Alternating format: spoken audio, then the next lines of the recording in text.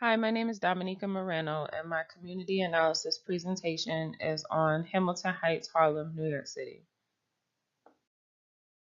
My presentation objectives include a historical overview of the community, analysis of its structure, analysis of its population, analysis of the adequacy of health-related resources and availability, analysis of its environment, its government, and public policy. I also identified some overall community needs. Hamilton Heights is a district of Harlem. Harlem is an area within the northern borough of Manhattan. Harlem was established in 1658 by a Dutch governor. Within Harlem is an area known as Hamilton Heights. Hamilton Heights is named after politician Alexander Hamilton. Alexander Hamilton was one of the country's founding fathers, responsible for the establishment of America's financial system. He is also featured on the $10 bill. Within Hamilton Heights is the first public college in the U.S., called City College. This college opened in 1919.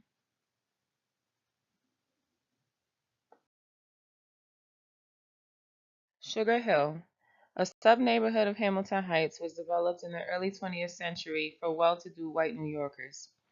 After a real estate recession, the neighborhood became home to the black elite, including some scholars like W.E.B. Du Bois, NAACP lawyer Thurgood Marshall, and celebrities like jazz singer Cab Calloway.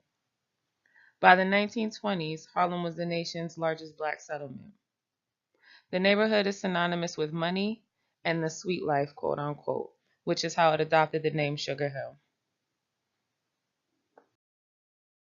The structure of the community adequately meets the needs of it in regards to housing and accessibility to resources. Housing in the district is mainly brownstones, whitestones, and row homes, which you'll see in figures 1 and figures 2. Figure 3 shows multifamily homes and apartments, and figure 4 shows high rises.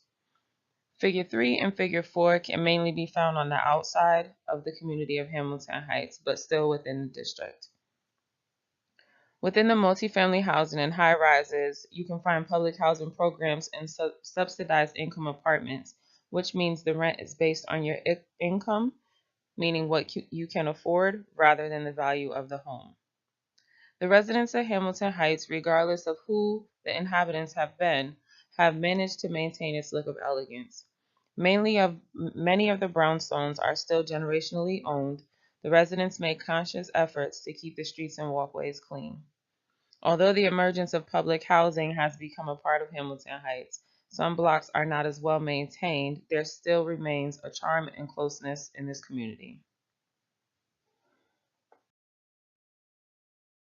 There are many places of worship within the community, specifically Our Lady of Lourdes Church, that provide services to the community like food pantries and general community outreach.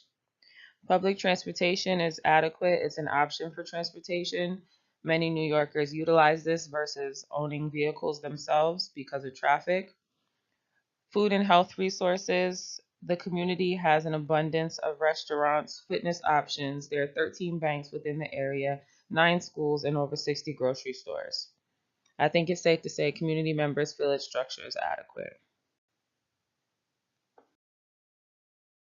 Hamilton Heights community is very diverse in regards to race of the community.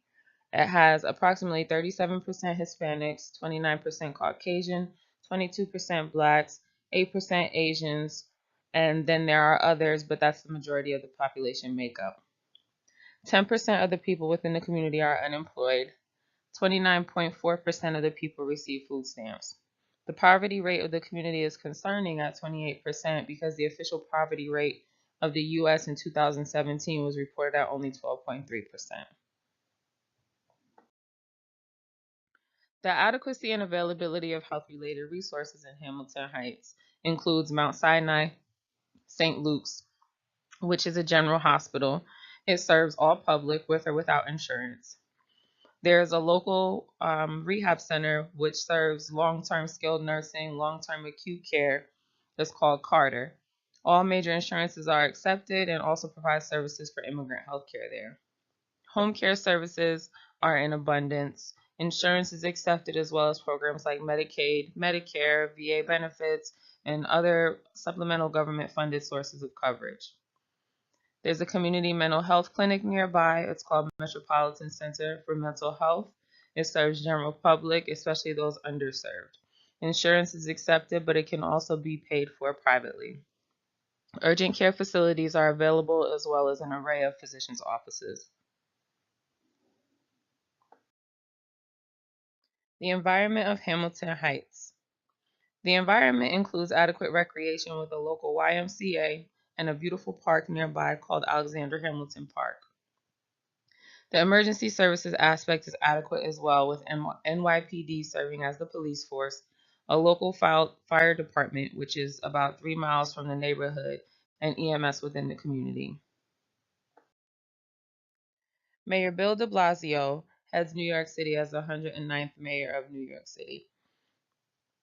De Blasio's statement is that he's committed to fighting the income inequality that has created a tale of two cities across the five boroughs. Mayor de Blasio believes all New Yorkers deserve a chance to succeed in the greatest city on earth. That means every child gets a quality education, every community is safe, and every New Yorker has an affordable place to call home. The community of Hamilton Heights needs a few things. During my windshield survey, I noticed many things that were unhealthy and unfavorable for the community. These things included an overabundance of garbage and trash cans on curbs, smokers in public areas, unlimited access to liquor stores and hookah lounges because they stayed open 24 hours, and high noise levels of music in vehicles at random times of the day and night. First and foremost, they definitely could benefit from better waste management. The community now runs trash pickup services twice a week, but due to the density of the population in the community, it makes it not frequent enough, and oftentimes garbage and trash on curbs overflow. Secondly, better funding for education. With a local college right within the community, the topic of education still becomes unreachable for most.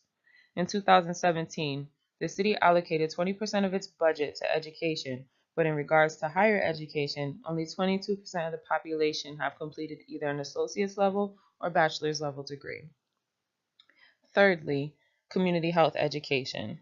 The community's number one cause of death is heart disease. The community allocates its largest amount of its budget to healthcare at 42%. Utilizing preventative resources could be a major factor in the community's overall health. This is where the role of a community nurse can be beneficial.